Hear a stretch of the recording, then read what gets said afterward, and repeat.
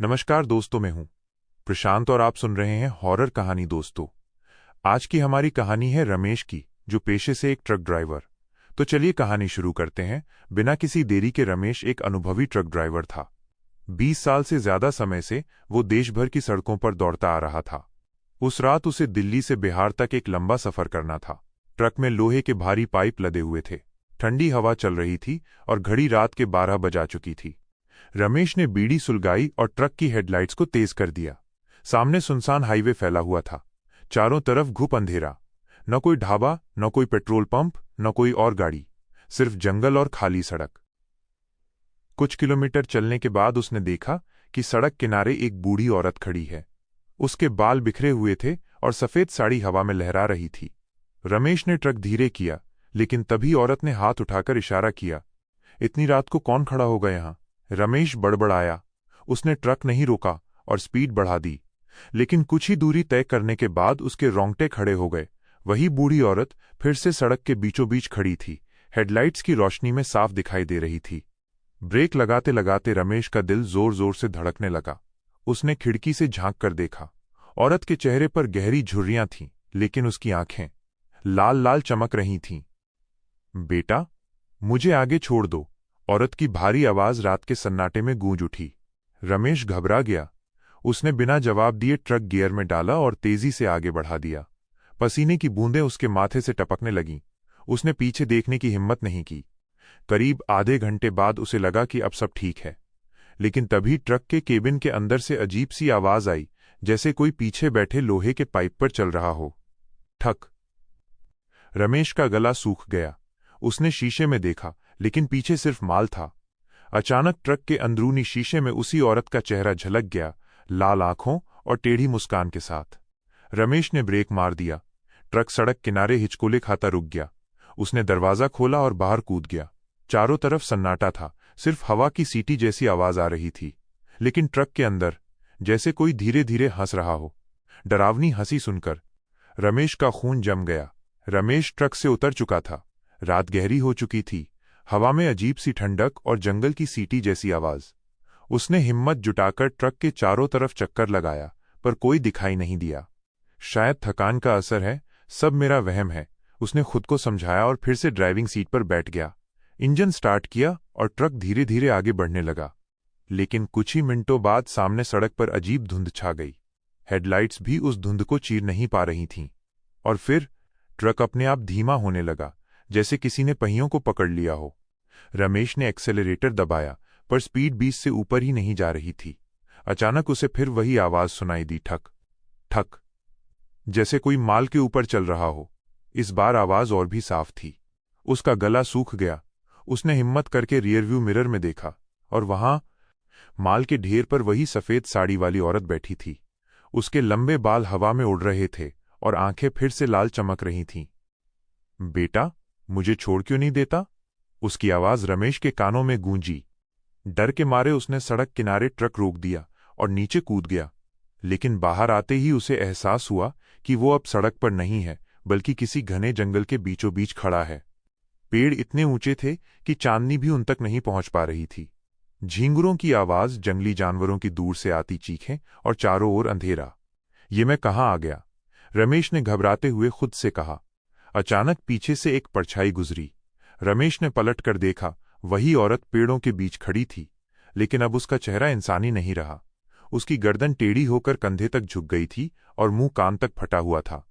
वह धीमी आवाज में बोली, तू यहां से नहीं जा पाएगा। रमेश पीछे हटने लगा, लेकिन उसके पैर किसी अदृश्य दलदल में धंसने लगे। जितना वो निकलने की कोशिश करता, उतना ही नीचे धंसता चला गया। और तभी उसके ट्रक का हॉर्न अपने आप बज उठा, इतना जोर से कि पूरा जंगल गूंज उठा। रमेश ने ऊपर देखा। ट्रक अपने आप स्टार्ट था और हेडलाइट सीधा उसकी आंखों पर चमक रही थीं। औरत अचानक गायब हो गई, लेकिन उसकी हंसी हवा में गूंजती रही। रमेश बुरी तरह कांप रहा था। वो किसी तरह बाहर निकला और भागते हुए फिर से ट्रक में चढ़ गया। इंजन अपने आप बंद हो गया, लेकिन उसके हाथ कांपते हुए स्टीयरिंग पर रखे थे। उसे अब समझ आ रहा था कि ये कोई साधारण सफर नहीं है। ये रास्ता मौत का रास्ता है। रमेश की धड़कनें तेज थीं। उसने गियर लगाया और ट्रक को फिर सड़क पर मोड़ दिया।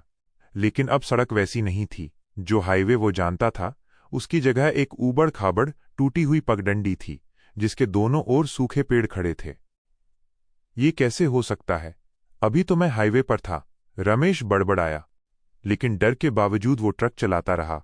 तभी अचानक केबिन के अंदर ठंडी हवा भरने लगी। उसने खिड़की बंद करने की कोशिश की, पर खिड़की अपने आप नीचे खिसक गई और फिर सीट के बगल में कोई बैठ गया।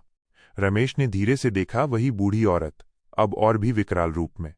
उसका चेहरा आधा सड़ा हुआ था और आंखें जलते अंगारे की तरह चमक रही थीं। इतने साल हो गए, अब भी कोई नहीं समझा। इस ट्रक में सवार होना मौत को बुलाना है। उसकी आवाज गहरी और भयावह थी। रमेश कांपते हुए बोला, कौन हो तुम? मुझे क्यों परेशान कर रही हो? औरत ने धीरे से हंसते हुए जवाब दिया, मैं नहीं, ये ट्रक खुद तुझे बुला रहा है। अचानक इंजन जोर से गरज उठा। ट्रक की हेडलाइट्स अपने आप बुझ गईं और बाहर चारों तरफ काला अंधेरा छा गया। सिर्फ केबिन के अंदर औरत की आंखें चमक रही थीं। रमेश ने ब्रेक दबाने की कोशिश की, लेकिन ब्रेक ने काम करना बंद कर दिया। एक्सीलरेटर अपने आप दबा और ट्रक पागलों की तरह दौड़ने लगा। पेड़, झाड़ियां, चट्टानें सब पीछे छूटते जा रहे थे। फिर अचानक ट्रक के रेडियो से आवाज आने लगी। पहले सिर्फ शोर था, फिर धीरे धीरे एक भयानक संदेश साफ सुनाई दिया। जिसने भी इस ट्रक को चलाया, वो कभी जिंदा घर नहीं लौटा। रमेश का शरीर सुन्न पड़ गया। उसने रेडियो बंद करने की कोशिश की, पर बटन अपने आप टूटकर गिर गया। और तभी ट्रक के शीशे में कुछ परछाइयां दिखने लगी। दर्जनों लोग, औरतें, बच्चे, बूढ़े, सबके चेहरे खून से सने हुए। वे ट्रक के पीछे पीछे दौड़ रहे थे, लेकिन उनकी आंखें सीधे रमेश पर टिकी थीं। रमेश चीख पड़ा और आंखें बंद कर लीं। जब खोली तो उसने देखा कि ट्रक सड़क छोड़कर सीधे किसी पुराने पुल की ओर बढ़ रहा है। पुल जर्जर था, नीचे गहरी खाई और उसमें तेज बहती नदी। हे भगवान, बचा ले, रमेश चिल्लाया। लेकिन ट्रक की रफ्तार कम होने का नाम नहीं ले रही थी।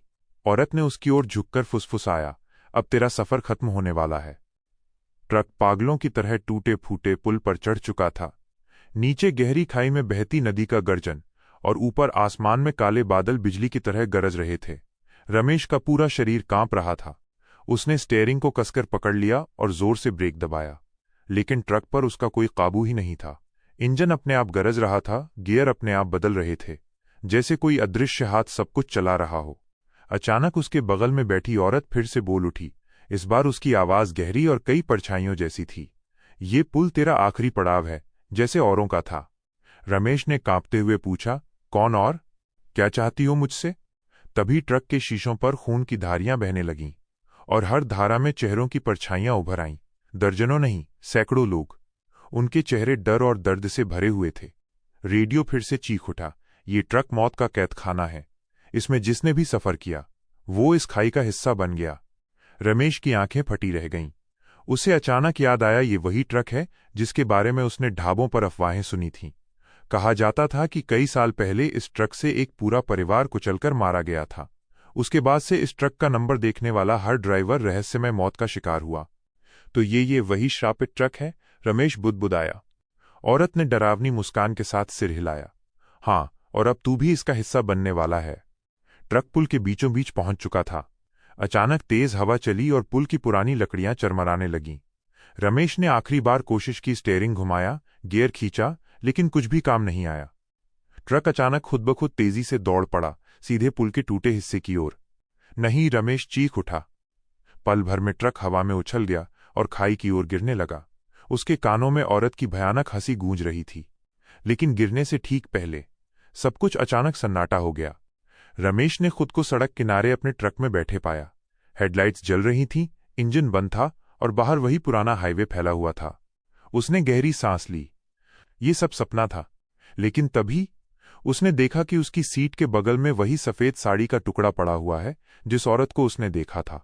उस पर ताज़ा खून के धब्बे थे। रमेश का गला सूख गया। उसने शीशे में देखा, पीछे लदे पाइपों पर किसी ने खून से बड़े अक्षरों में लिखा था, अब अगला तू है। रमेश चीखता हुआ ट्रक से बाहर भागा। लेकिन हाईवे सुनसान था, कहीं कोई नहीं। बस दूर से वही हॉर्न की आवाज गूंज रही थी। रमेश की उस रात के बाद कोई खबर नहीं मिली। कहते हैं उसका ट्रक अगली सुबह एक सुनसान घाटी में खाली पड़ा मिला, बिना ड्राइवर, बिना माल। लेकिन जब लोगों ने ट्रक खोला तो अंदर ताज़ा खून की गंध और औरत की हंसी गूंज रही थी। दोस्तों, ये थी हमारी आज की कहानी। आपको ये कहानी कैसी लगी? कमेंट करके बताएं और ऐसी कहानी सुनने के लिए हमारे चैनल को सब्सक्राइब करें। मिलते हैं एक नई कहानी के साथ।